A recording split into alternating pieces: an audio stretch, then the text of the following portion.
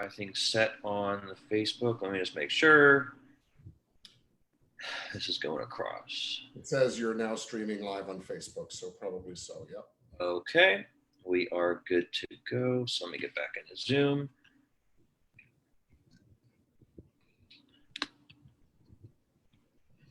How do I close this? All right. So we're going to go ahead and start this off. So first, I want to thank you two for coming. For everybody who is watching, if they don't know who I am, my name is Sam. I am the founder of Fitness Fights Cancer.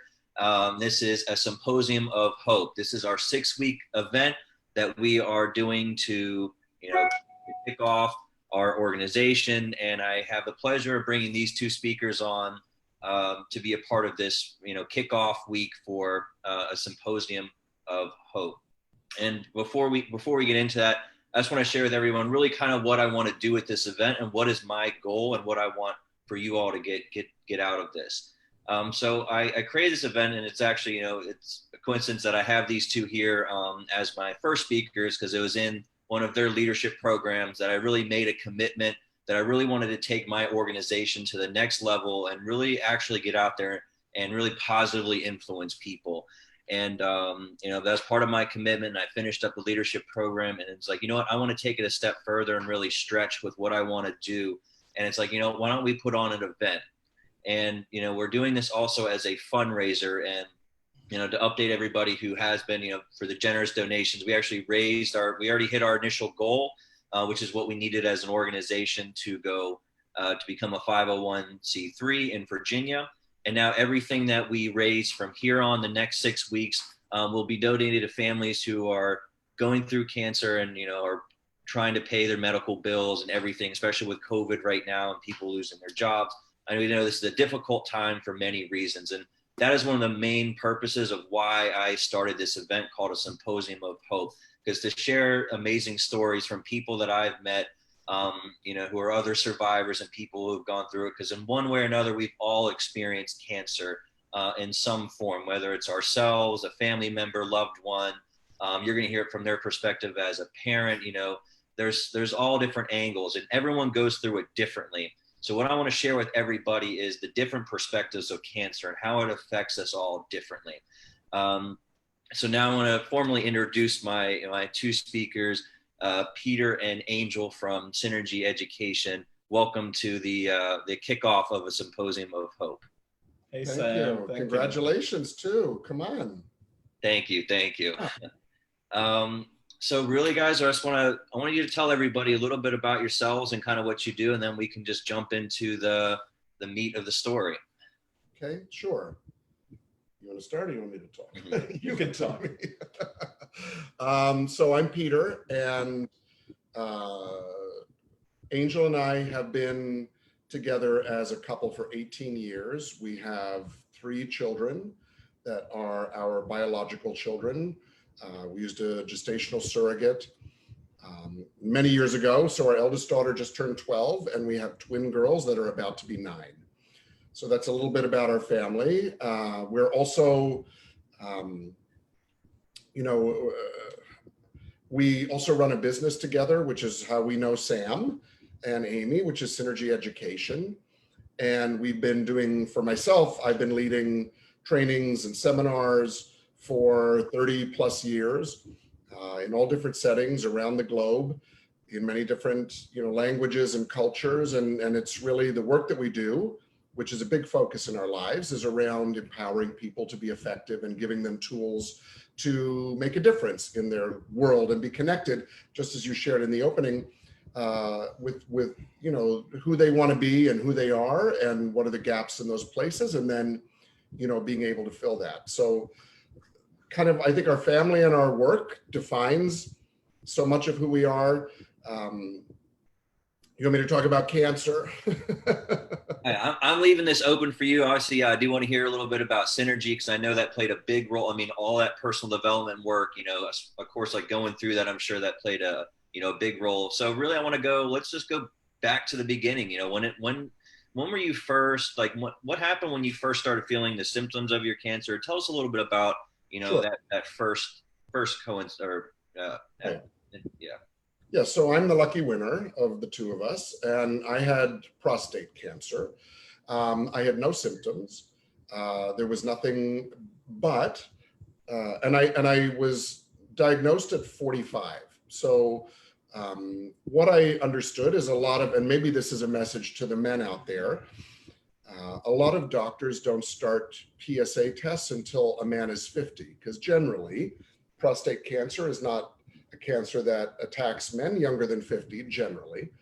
And I know that there is some controversy around the PSA test, so I'm aware of that conversation as well. But for me, I had a doctor who, and it meant nothing to me because I certainly never thought, my family lives old. Okay. My father just died last year at 94, and my siblings are much older than me, in their 70s. And so, and doing, I mean, generally pretty well. So I never thought of myself as on the lookout. But thankfully, I had a doctor. I'm very thankful to my doctor because they did the PSA levels in my blood tests were elevating, which could mean prostate cancer. And so they do at the beginning. The first step is then to follow up with a biopsy, which is a very unpleasant experience. And after I had the biopsy, and it came back negative, like in other words, they didn't find any cancer, the doctor said, well, it's kind of like finding a needle in a haystack anyway. So I'm like, well, screw that. I'm not going to do that again. So he said, come back in 6 months. And I didn't. I came back in a year because I thought, okay, that gave me no confidence. And it was not a great experience. And so anyway, I came back 12 months later and my PSA levels were a lot more elevated. I went through the exam again, and then they found cancer. And then, so when you have, it's interesting, of course, like different cancers have different protocols and remedies. So for prostate cancer, you essentially have the choice of surgery or radiation, and each one takes you on a slightly different direction. So even in that year that you were kind of, after the test and it came back negative, like you didn't feel anything, nothing kind of changed, or was nothing? Nothing. Didn't have. What about mentally though? Like, did you have any fear that there might have been like that there's something there? Or a little bit. And Angel and I had our first daughter then, so we had a baby. So I think our lives were very, and we were starting Synergy Education. So we had one or two things going on at the same time. And I'm not someone to stick my head in the sand. So I know that there are people who experience symptoms around health things, and then they don't want to address them because they're afraid. I'm not that person. I want to, generally, if you don't address something, it doesn't mean it gets easier later. So I wasn't one to like avoid that.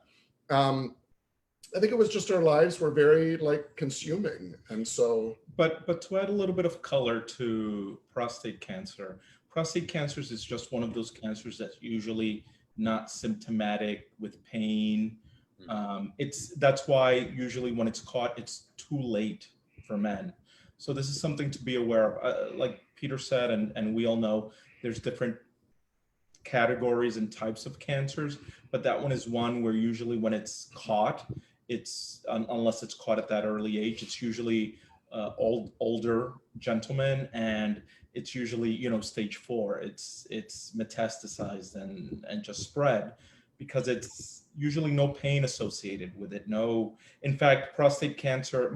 My dad passed of pancreatic cancer, which is very. Oh no, sorry. Go ahead. Yeah, my dad passed of pancreatic cancer, which is a very similar cancer in that one doesn't get or have even get present to that you have cancer until it's very late stage. So that was one of the things also that was going on. It wasn't that it wasn't there for you. There were no symptoms. There were just no symptoms of anything, no weakness or anything else or pain in that way. No. But also usually prostate cancer though, it's typically an old man's disease. And it's usually not terribly aggressive. So even though it might be, you don't notice it till it's too late, but it's not usually that aggressive. So A lot of men, when they die, I don't know a lot, but it's often when men are older, they can sometimes tend not to do anything about it because, you know, it moves very slowly. Happened for me that it wasn't slowly, it was quite aggressive. And so that's why I was lucky that it was caught at 45, because it was already was just getting ready to spread. And Oh, so wow. So what stage were you initially diagnosed at? 3. Three. Okay. Actually, it was stage 2, and then when the pathology came back, it was a stage 3. Right. So so I had surgery. After surgery is when it became, then they were aware that it was more aggressive than they imagined at first. So Okay. is that what it was? Yes. Is that how it went? Okay. Yeah. Mhm. Yeah. Wow. So one question I want to ask, because this is always something, when I talk to a lot of other cancer patients, it's that moment that the doctor tells you that you have cancer, and that first initial conversation. What kind of was going through your head? And I mean, I don't know if this happened for you, but like, I mean, this guy kind of just gave me an analogy, like a percentage. If there's 10 people, this many survive. Like, I don't know. How was your initial? We all kind of have different stories around this. So, kind of, how was that moment for you? Drama, Sam. Drama. We have a story for that. Which is like, okay, so when I went for the biopsy, when they found that the second time when they found the cancer, the doctor who performed the biopsy, so it's something done in office. So I went to his office. He, in performing the biopsy, had nicked into an artery. So what happened then after I left his office is I started bleeding internally without knowing that that's what was going on. Hmm. And we were in our apartment, and I said to Angel, I'm bleeding and I'm about to faint, and you should call an ambulance.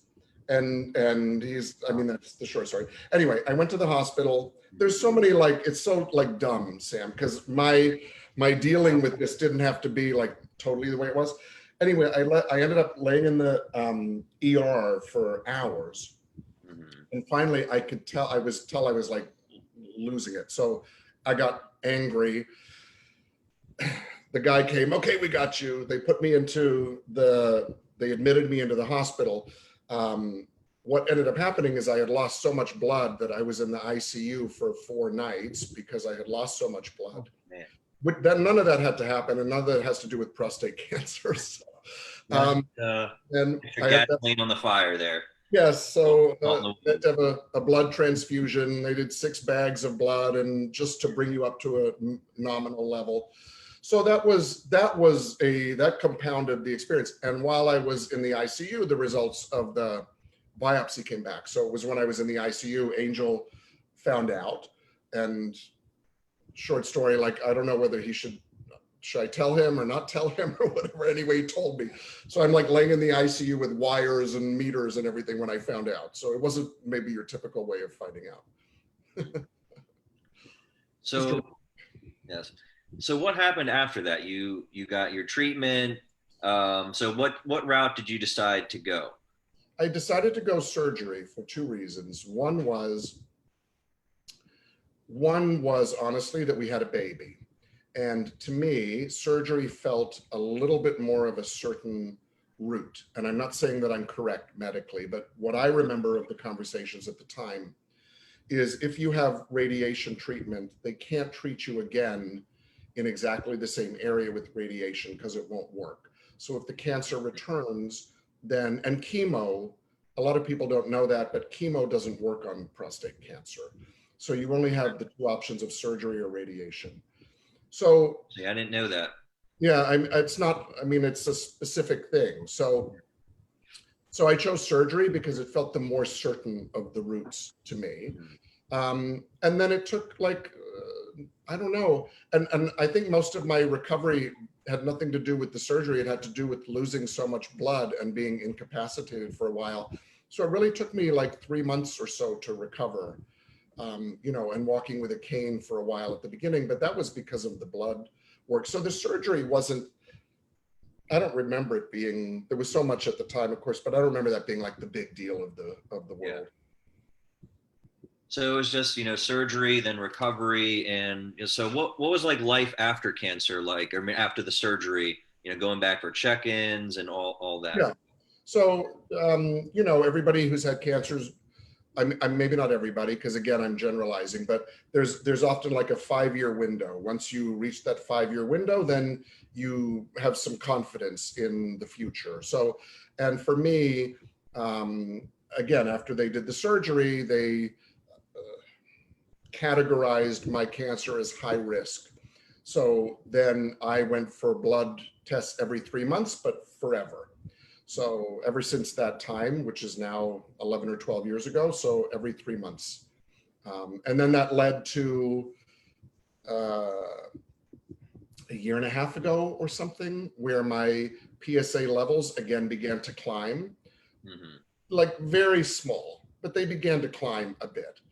And so I guess one of the things, I don't know how you feel about it, but for me, there was always a sense of like a specter over my shoulder after that point. Like, was it going to come back? And every 3 months was every 3 months, but there was always like and I could shrug it off or whatever, but that was always there, because at any moment that could be back of your head. Yeah, and we're like raising young children, and so that like is a relevant thought. And so whatever, a year and a half ago or whatever, the number, or two maybe, the number started to climb a little bit again. Again, not dramatic, not like the first time, which is good for me. So kind of the lazy cells were hanging around. And so last year I did go ahead and so the only then option to me at that point was radiation. So I did go ahead and have radiation last year and hormone therapy, which is a more recent evolution in the treatment of prostate cancer, is they found better results from combining hormone therapy and radiation at the same time. So the hormone therapy is nothing but an injection, but it has really strong side effects to me. And the radiation had a lot of side effects too. So those were actually, for me, harder, I think, than the original surgery. Really? So this time going through, did they have more, like, now, like, since those levels rose, were they like a lot more concerned that it might come back again? Or is it, cancer coming back a time is never good. But I think that's not, so I did talk to him. Okay, so what happens if my numbers climb again? And he goes, well, there's one of the things with cancer treatment is it's evolving very quickly scientifically. So he said, listen, there's ways to do radiation again if we need to, but potentially in a more targeted way. And they have more sophisticated tests now than they did 5 or 10 years ago. So I don't know. All I took from that message was that it wasn't a dead end street. I took from that message that, okay, there would be the chance for something else. So that's how I felt about it for myself. And then also that it wasn't as aggressive the second time. I felt a little bit better about both of those things. Mm-hmm. So one thing I want to ask, going back to like mindset, because I know for a lot of people, they let that fear, the fear that the cancer's coming back, or, they're, after remission, they're not really, like, the uncertainty, how would you say that you really handle living, like, your life to the fullest versus, living in fear?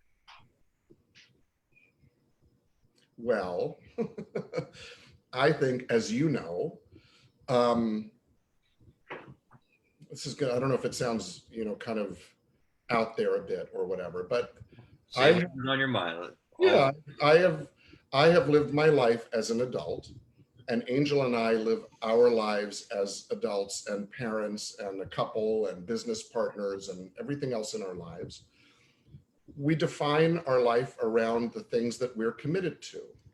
So I'm committed to raising amazing, powerful, loving, confident daughters. That's one of the things I'm committed to. I'm committed to making an impact in the world by my own definition, of course, to, add to people's lives, to contribute, to shift social change, to, just think about our world in the last few weeks and months, the turmoil and the uprisings, and, we're very involved in those conversations of equality and fairness and justice and righteousness in a good way. And so we've defined our lives, and I've always defined my life, not always, but for a long time, I've defined my life in that sense and then pursued that. So, and there's things I can't control, as you know, and I can't deny like the little voices from time to time, but mostly even through this year, even through these moments, being anchored in, you know, a life of contribution and a life of creating impact has made it easier, you know, has made it, you know, and not that being easier is the point, but it just has been a grounding, centering way to move through life. And I think illness and, you know, I didn't mention, but when I was diagnosed 11 or 12 years ago, the exact same week, my best friend of 20 years was diagnosed with pancreatic cancer in the same week, which is totally weird. So she got diagnosed on a Wednesday. She came over to her house Wednesday night and we, you know, boo-hooed together. And Thursday is when I went to the doctor myself. And, you know, she passed 3 months after that diagnosis. So her journey was very different than mine, of course. But, you know, and even in the midst of all of that, like being anchored around, you know, what our lives are defined by has really helped. Okay. No, absolutely. I think that's awesome. I felt, you know, even just kind of going to my own personal journey, you know, when I was like more focused on, you know, helping other people, you know, it gave me more sense of fulfillment. And I think that's sometimes what people, you know, that could be the missing piece of the puzzle. You know, it's not always, of course, you know, we've taken care of ourselves, but when you're out there again, helping making the world a better place or contributing, you know, it takes your mind off a lot of that, you know, anxiety and things like that when it comes to the cancer. And you know, going, you know, back to your story now, like, you know, being in the hot seat is, you know, a very different position. And it's not a lot of people can really, you know, understand what it's like to go through that. But you also have another, you know, again, perspective on cancer, both as a parent. Um, and I know you kind of told me a little bit of that story. You know, I've heard bits and pieces throughout our time together of that. And I'm sure that was, you know, probably one of the most difficult times in your life to go through. So tell me a little bit of, you know, I want to hear from both of you really kind of what it was like to go through that experience, and tell us a little bit about, you know, what all happened. You could talk. I talked a lot. You could talk. Well, it feels, you know, while Peter's been expressing just what was occurring for him, like I've been, you know, participant in terms of being the anchor or at least choosing to be, right? Because first, that was something that was unforeseen in our lives. And then, as Peter shared, we, you know, went through this journey of becoming biological dads. And then, you know, nothing was going to be in this journey that one of our children would be at the age of 5, and we won't say her name just to, you know, safeguard her anonymity around it. Just that one of them, that she would, you know, be stricken with leukemia. She had ALL type B, which, you know, when, first of all, it was a shock. I was in the middle of training the advanced, and Peter was doing one of the corporate trainings, and we literally, it's something that, unlike his cancer, like comes out of the blue. Those of you that are familiar with leukemia, and here was this kind of intentional child, you know, that was, you know, fed organically, everything. We were parents, you know, at such a later age. So the first experience, what to have this happen, it was, first of all, like almost for us, and, you know, I can't speak for Peter because that was such a like defining moment, but it's such a different experience when it's someone, and, you know, you were relatively young too. You're an adult, but you were a young adult. With a 5-year-old, it's kind of like if someone is playing a prank on you, you know, like, oh, okay, I'm being punked when the call comes in, like this is what she has. And so without getting too much into her journey, by the way, full remission, she's in full remission and many years out now. since, that experience, and physically flourishing. The journey of cancer is always in between the head for someone when it happens young, for a young girl or boy. And so she's really flourishing. Part of the work that we do around mindset is making sure that she feels confident, because that was such a big, failure in her life. She failed deeply. And so the way she relates to that is always needing to put it in its right perspective, that it's okay. It's not, you're not revisiting that moment where all this stuff happened in your life. So, but I can just say for us as a, or at least for me, and Peter can share his experience, it was a very humbling experience. It was also, in looking back, right, when I'm in the intensity of the moment, I'm a little bit different from Peter. I go kind of, I'm the A type. Peter's more like, okay, this is all too much to, he's kind of like a B type personality, like to look to soothe. And he was such a great nurturer for her. I'm the one that, I saw my worst moments of like trying to fix everything come out. But, after like a few months, and the other piece I'll say is the community, Sam, of which you're part, that's when really one gets present to that the legacy that we're building, that the community of leaders that are around us really matters. It always matters, but we become present to it. And so after the heat of the moment passed, after a couple of months, because in leukemia, chemotherapy, they have to put you into remission immediately. It was the long journey ahead, and she had what was, a medium type aggressive cancer herself. So it wasn't just the one where it was 1 year protocol, it was a 2 year protocol for her therapy. It was a lot of love and a lot of patience from everyone around us. And I didn't even realize till after kind of a few months that we had been operating on, an empty gas tank, sort of, if we use that metaphor. So it was challenging, but again, it's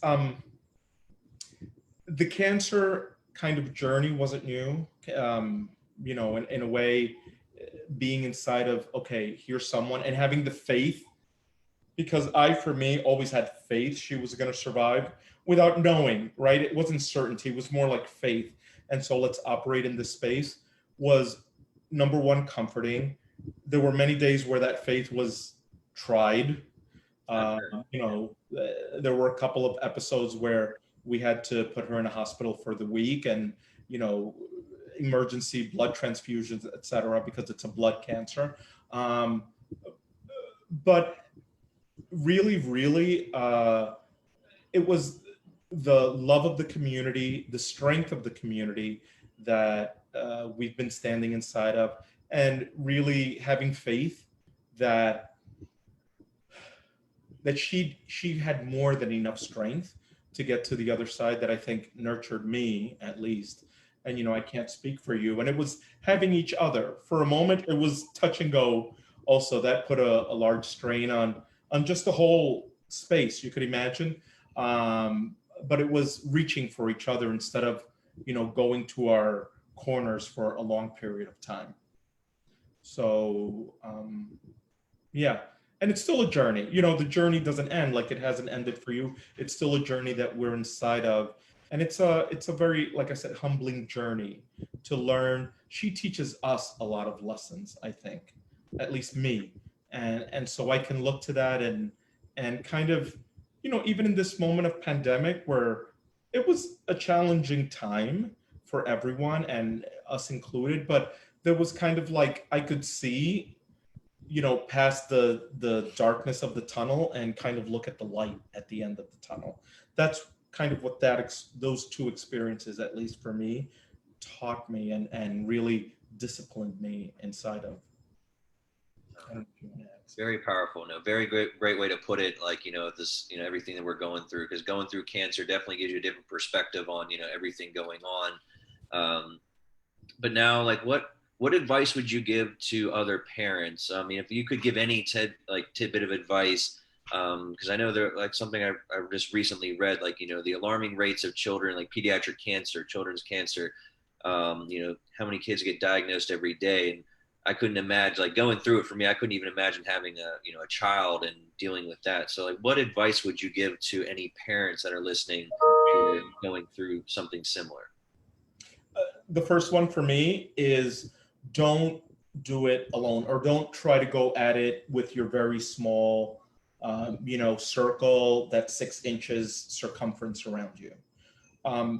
In other words, let yourself be aided, helped, loved by the people around you. And that's like a stretch for me, because I've always been that sort of person that does for others, and kind of solitary and doing it alone. So in terms of being open and letting people in, and not having to do it all your own. So in other words, you could even start building right now, which is kind of this is to anything a preamble. It's make your life as big as possible right now, in terms of who you're impacting, who you're touching, what you're up to in your life. That's the way that you create, like I said, the community. So make your community and lean on this community, and therefore you also lean in when someone else needs support.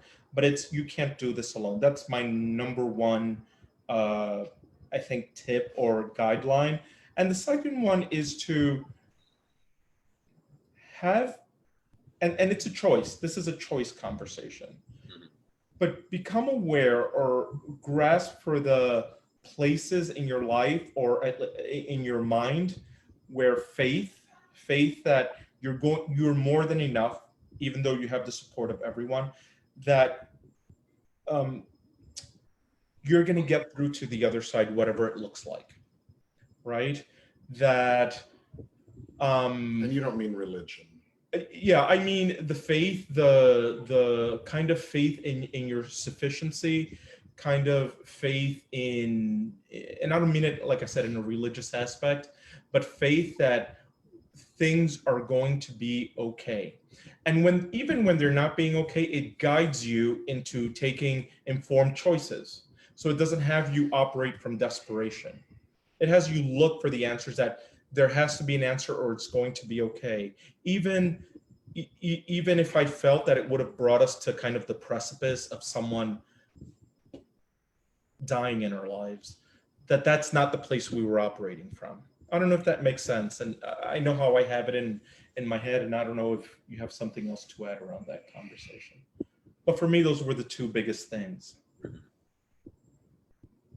No, I thought that was great. I mean, I understood, because I know, your synergy terms. I definitely know where you're coming from. So, Peter, how about you? Like, any, say if you were to tell, another parent, like, what's something that maybe they could take away from this?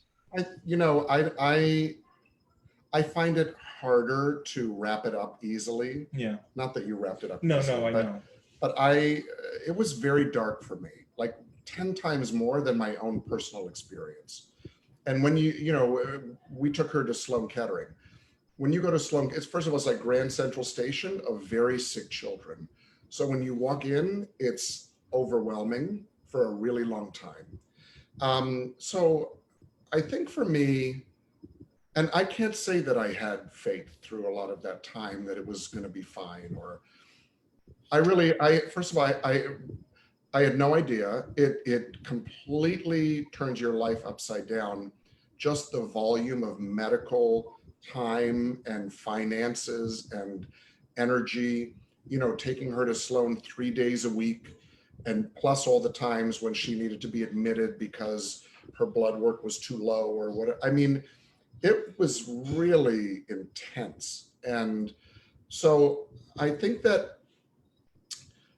for me, the only advice, if I could even say that, is to figure out how you as a caregiver in that circumstance can also take care of yourself. And I don't even have a great answer for that, but like it took everything. It took everything. And the community is 100%. I agree with that 100%. We were very supported. And even with all that support, I felt like hanging on by my fingernails. So I think the But then we were essential in this equation. So it was necessary that we were also able to care for and give, and then have two babies at the same time while dealing with this. And so I just think that, and communication. So we talked with our daughter while she was going through this.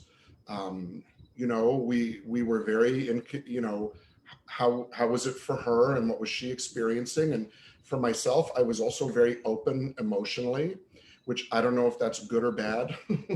But I wasn't trying to have this, I wasn't trying to shield her from that. It was all, we were just living out loud through this experience. So I think that in the end, I think I think that there's going to be some issues to work through in the years to come for her around her own trauma, because it is a traumatic experience. But I think that we established communication, authenticity, love, being open. I don't know. I haven't wrapped it up, but I think those are the things for me. Sometimes there are no specific points or things, there's no, top 10 tips if you get cancer or your kid has cancer. I know we'll try and look for that, assurance, but it's one of those things that it's just trying to make, this is my perspective, trying to make the best out of any, really poor situation.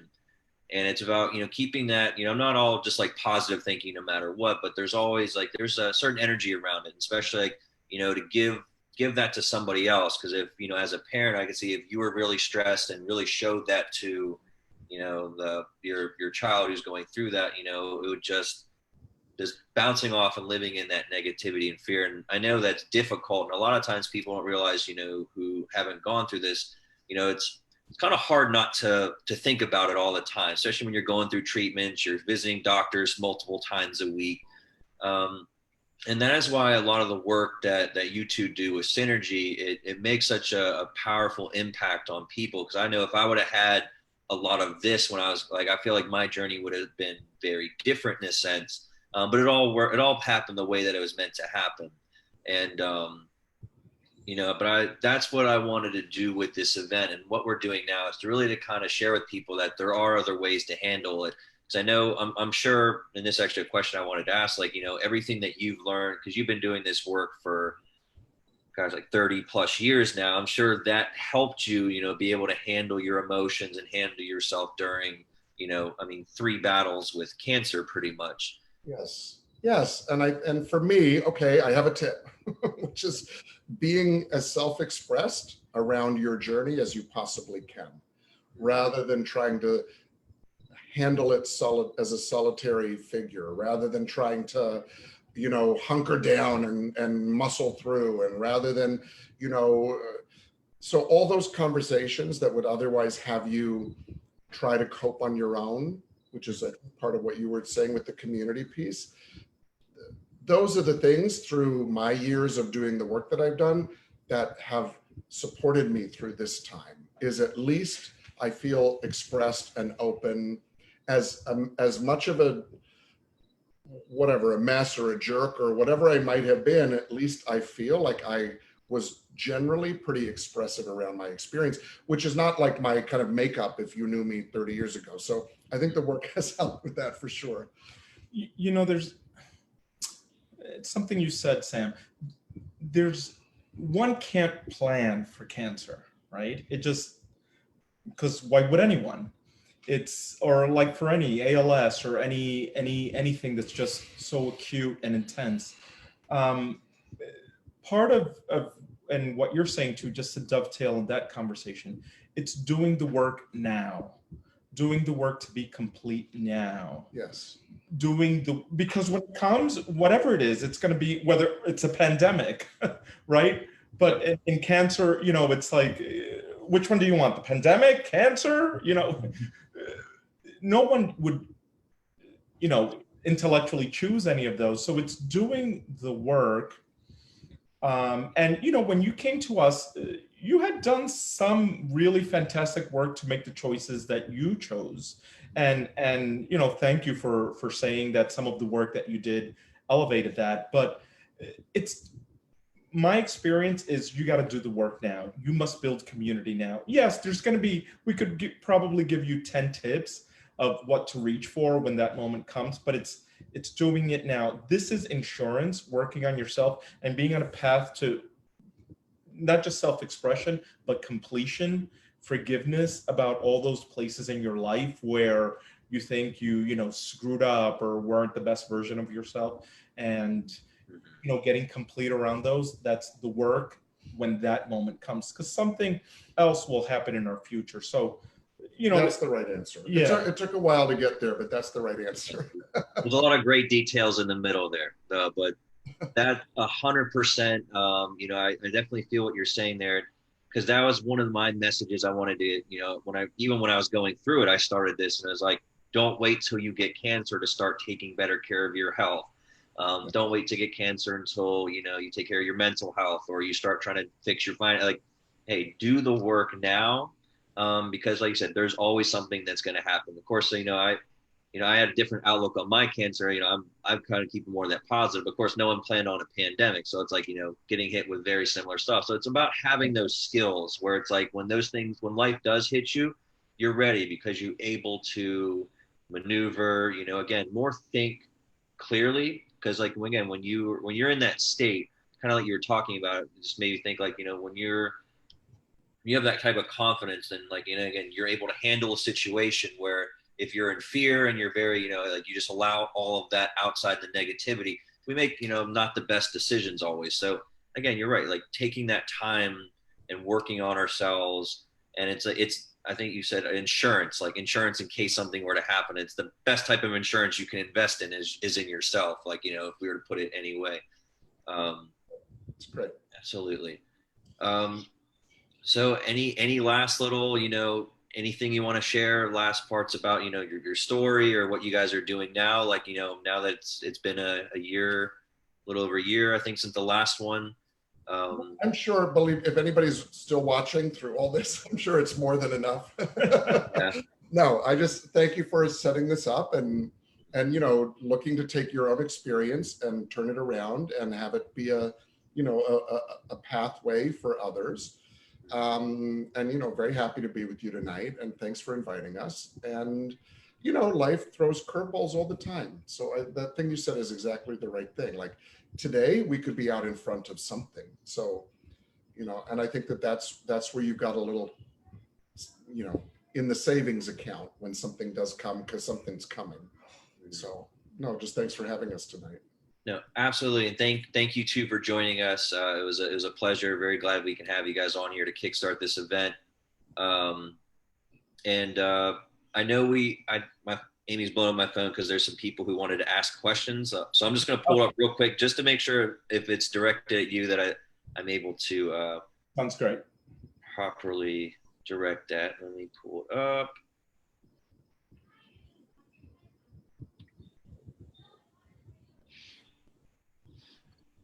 All right. Okay, I don't see any direct questions. Nope. Okay. So I guess that's it. So again, thank you guys for joining us. And real quick, everybody who's still watching, thank you guys for tuning in. We will be going live every Wednesday for the next now 5 weeks after this. We have an amazing lineup. Next week, we're going to have 2 other cancer survivors who both came together and started an organization called Shine Beyond Cancer. So it'll be really awesome to speak with Mark and Lisa.